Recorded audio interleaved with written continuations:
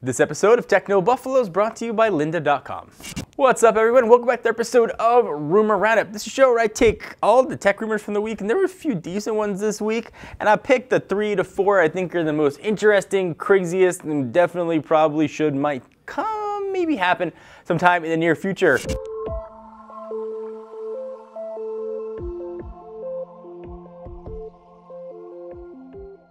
So last week we got a look at the alleged Xperia Z3, Sony's flagship to follow up to the Z2, obviously. Now it looks like the device has already passed through the FCC certification process. The obviously LTE-enabled phone in question was approved by the FCC on Tuesday with the very sexy model number D6603, suggesting it could be in line for the next powerful Android handset throne. The FCC filing does confirm some typical fare, including things we already expect like Bluetooth, Wi-Fi, GPS, NFC radios, IR blaster, and LTE connectivity. Its model number, though, that really stands out to make this unique. The Xperia Z1 was listed as the D5503, while the D2 was the D6503. The device just passed certification, carries the D6603 model number, which fits the pattern and points to an upcoming Xperia Z3 launch. I can now forget those model numbers that I spent a very long time trying to memorize.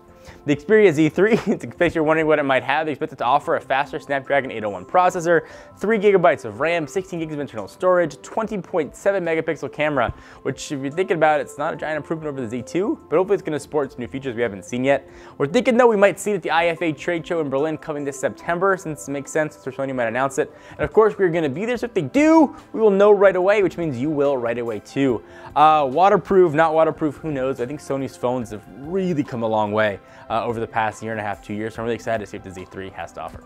Did you pick up an iPad Air because you wanted the biggest iPad available? I got some bad news for you. The folks at Economic Daily are saying we might see that rumored 12.9-inch iPad sooner than we think. The news outlet said Tuesday that Apple is planning to launch its just gigantic tablet by the end of the year. By comparison, Apple's iPad mini, in case you're wondering, has 7.9-inch display, while the larger iPad Air has a 9.7-inch screen.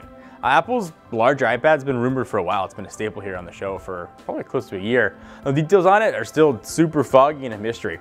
It's likely the device is going to pack some of the same features expected on the next-gen iPad mini and iPad Air, including the A8 processor and Touch ID. Likewise, the tablet may take advantage of an iOS 8 feature that may allow users to run 2 applications side by side, which we have seen already been available on other operating systems like Windows and Samsung's custom Android software. In December of last year, the report also suggested Apple might be testing 2K and 4K displays for larger 12.9-inch iPad. Apple does love to surprise a little bit. You can slap in a 4K display on that thing would be awesome, but enjoy it because the battery life will probably last like 4 seconds. The device though could potentially cannibalize sales though of Apple's MacBook Air depending on how it's priced, because it's unlike any other iPads. The display would rival and exceed some of the MacBook Air models already. Might also serve as another way for Apple to cater to enterprise users, the education segment, and consumers that really want tablets with just larger displays that have been going to Android. Either way though, I'm not putting much stock in this one. I don't think it's going to happen. I think a 12.9-inch iPad is in testing. It probably exists where these rumors are coming from, but I think it'll be too expensive and way too impractical. I think we'll see, if anything, first a different aspect ratio iPad, but I do not think we're going to see this one come to market. But heck, ask my wife, I've been wrong before. We stop the rumors for a quick sec to thank the peeps at lynda.com. We all want to be better at something. I wish that I could play an instrument. I wish I had any musical ability for that matter. Lynda.com offers thousands of super engaging, easy to follow video tutorials that are taught by just experts in the industry, so you can learn those things you've always wanted, like software, creative, and business skills. Membership starts just $25 per month, and it's online, so it's unlimited 24/7 access. New courses are added every week, and the courses keep pace with today's fast-changing technical and software skills, so you always learn what's new. Give it a shot, try and better yourself. Visit lynda.com free for 7 days by visiting lynda.com/technobuffalo. That's lynda.com/technobuffalo. Let's stick with Apple here. The iWatch has been around for a while. The rumors have been sort of gone on the show for probably the past 2 years. But until earlier in the week, most reports suggested Apple was only working on 1 or maybe 2 different size iWatch devices for a single model with all the same 2.5-inch display. But now a report out of Taiwan is claiming Apple is actually building 3 different models. According to Economic Daily, Apple is building an iWatch with a 1.6-inch display, another one with a 1.8 display, and a third model with a 1.8-inch display made out of super indestructible sapphire.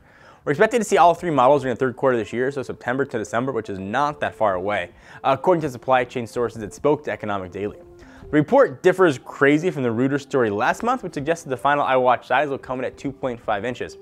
Sapphire we've heard mentioned several times before, but Apple's Arizona factory that's reportedly building Sapphire displays for both the iWatch and the upcoming iPhone 6 supposedly at a really strong premium, and they'd not be able to make enough to make both phone and watch, so probably just glass on the iWatch.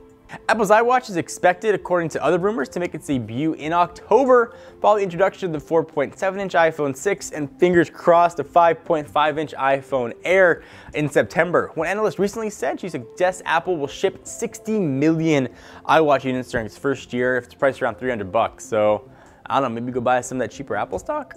What do you guys think about all these rumors? You got giant iPads and Z3s. I want to hear your thoughts on it.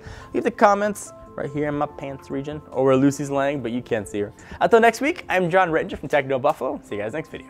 Bye-bye.